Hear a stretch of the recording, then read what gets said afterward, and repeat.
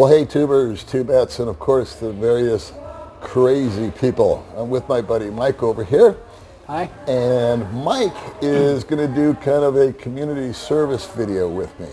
I've never heard this story before, but I've often wondered about guys coming over here that have not yet claimed their Social Security and try to do it online and sign up for it while in the Philippines. So Mike is in the process of doing that, and he's run into a couple of snags. So he's been kind enough to come on the channel, and he's just going to relate to you what happened, how he did it, and what the results were. And Mike, you were how long were you here before you were able to claim Social Security? Probably about 4 months. Okay. And fortunately, Mike's not in a position where he's got to claim the Social Security or everything goes to hell. He planned very well prior to coming over here, but you waited till you were 62. Right. And then you decided to pull the trigger. And so what happened? You went online to Social Security. Okay, and then I'll just shut up. Okay. So the website is ssa.gov, and you go in there and it allows you to file a claim for retirement.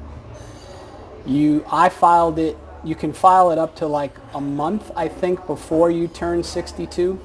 Okay. And then the way it works is if your birthday falls on the 1st or the 2nd of the month, you can ask for the benefits that month that you turn 62. If your birthday falls after the 2nd, then you have to wait 1 month to get the benefits.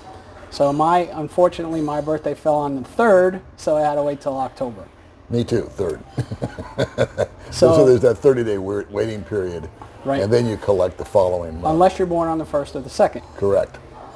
And so I filed on August 31st, and then you have to build an online profile. And then you can look for updates and messages and things like that. So on September 5th, it went to stage 2. There's 3 stages. And it said, we are processing your claim, and we will be in touch with you if we need anything or any correspondence, such and such. Okay. When you file, you have to have a U.S. mailing address. Okay. And it doesn't really matter about the phone number, but I used my nephew's cell phone, and there's a whole nother story linked with that okay, caused me some issues. So everything was in the United States. Okay. But if you file, even if it's online and you live in the Philippines, now you have to deal with SSA in Manila. You can't deal with the United States anymore if you file in another country, or in this case, in the Philippines. Now, how did they know you were in the Philippines? I told them. Okay. Yeah. Because they asked for your address where you're living, not your official mailing address, but the address where you're living. So they actually have 2 addresses on file for me. Okay. And my nephew's cell phone number as the contact. Okay. The problem is if you have an iPhone, they have a new setting in there that says block any unrecognizable phone number. So about a month, it was about October, they contacted 3 times. They called that number 3 times. This is your nephew. This is my nephew. And he has the new iPhone. It's not a new iPhone. It's just in the new operating system. They put a setting in there to block, basically to block scam calls. Okay. Right? But it blocks any unrecognized number. Well, guess what number was unrecognized? Social Security. Social Security. So they attempted 3 times because they wanted to ask for some supporting documentation. He never got the phone messages at all because iPhone blocks them completely. Okay. And they also sent me a letter here in the Philippines, which I never got. Okay.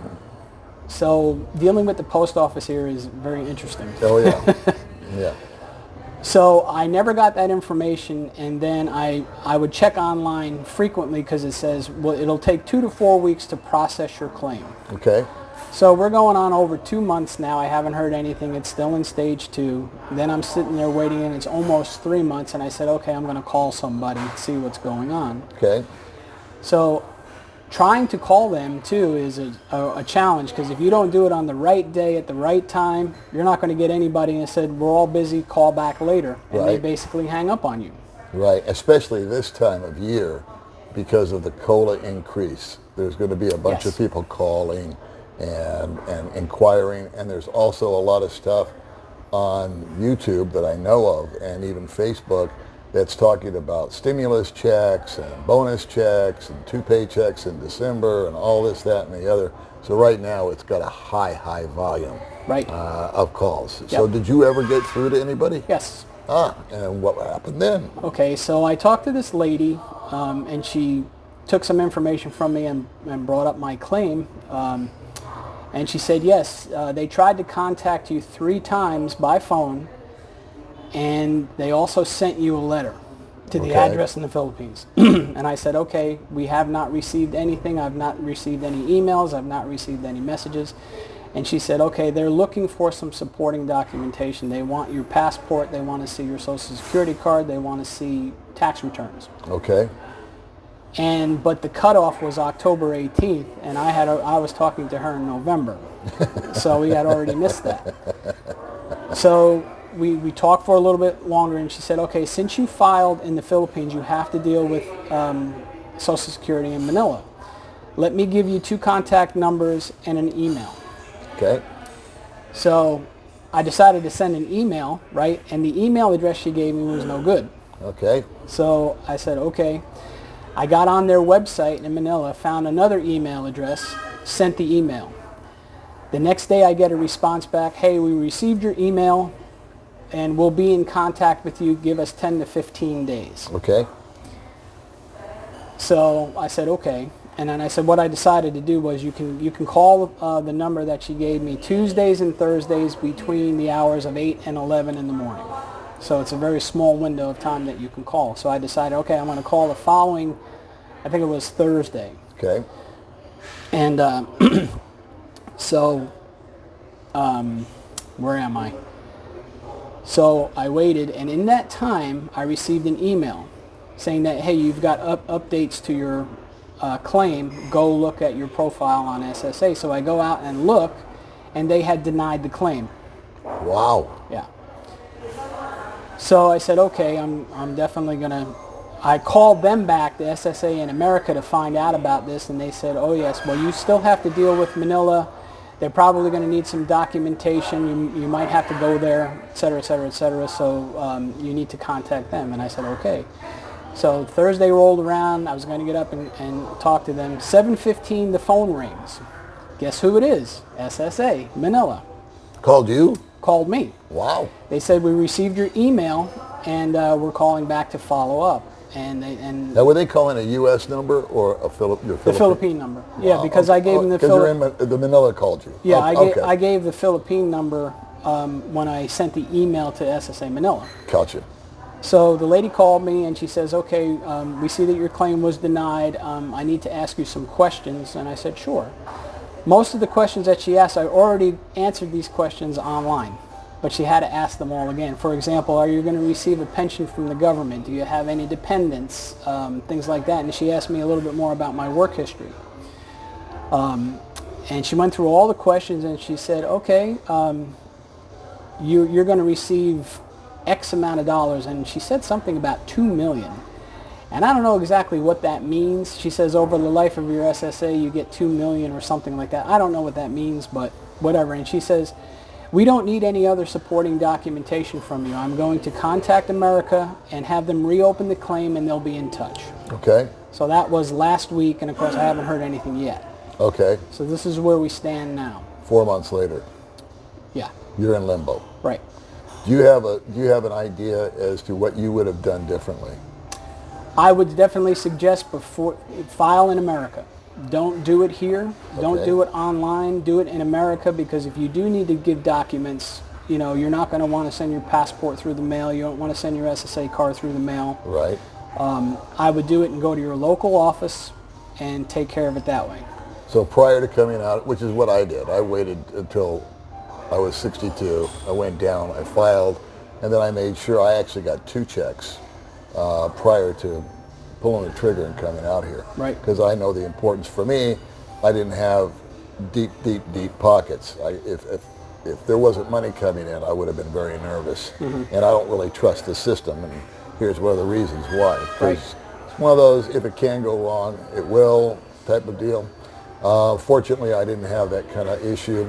Now, what I'm thinking in my mind here is two things that could be preemptive. If you're a year away, say, from Social Security, and you need to come over here, or you just want to, and you want to file online, I think having a mail forwarding service or someone that's reliable, that can receive your mail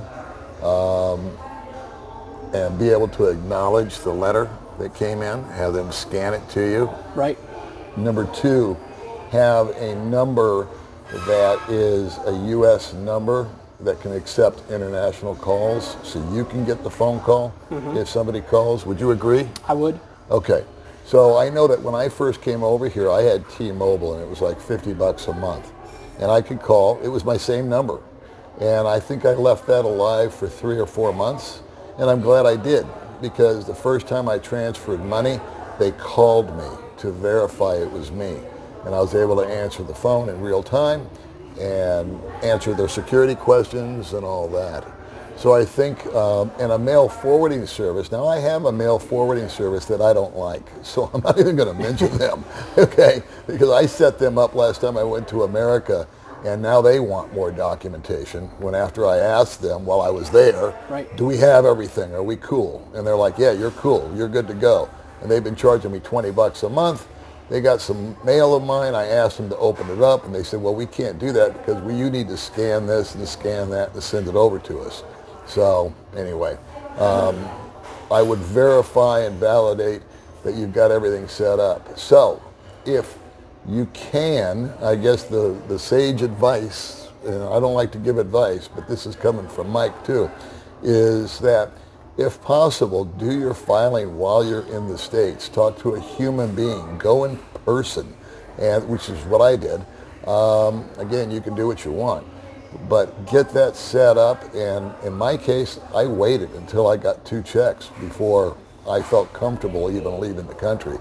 But for filing online, if you do come out here and you decide that you're going to file your Social Security online, now be forewarned and forearmed. How you go about it is your business, but you're going to receive mail and you're going to receive a phone call.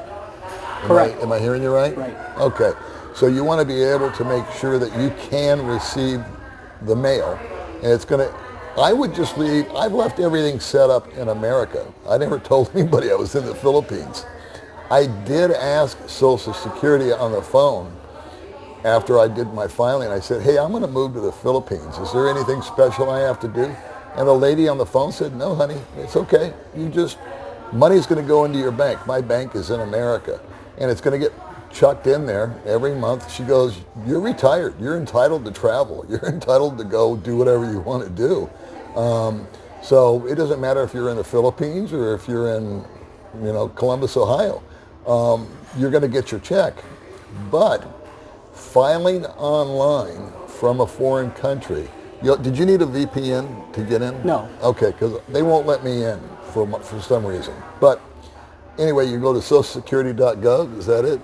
SSA.gov, and I can tell you why you couldn't get in, because there are certain filtering that goes on with the internet providers here. Okay. So I had to ask my landlord to talk to the internet company, and they had to do some reconfiguring so I was able to get to the website. Okay.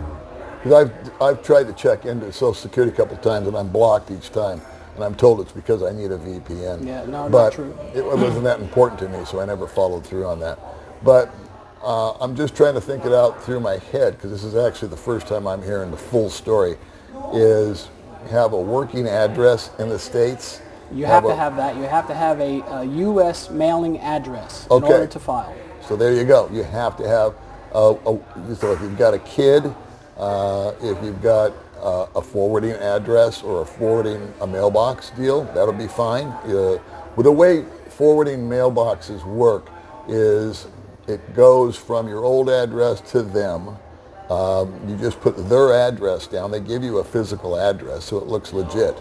And it is legit, actually. And then they will contact you and say, hey, you got mail. Do you want us to scan it and send it to you, or do you want us to shred it? What do you want us to do with it? and they charge you a fee to scan it over to you, open it up and scan it over to you. And then if you get a credit card or something like that, they'll UPS it or FedEx it or whatever they use to you out here. The phone number, again, I would keep my U.S. number and keep it alive and active. I've said that in previous videos. I've known guys that have gone to transfer money, just like I did.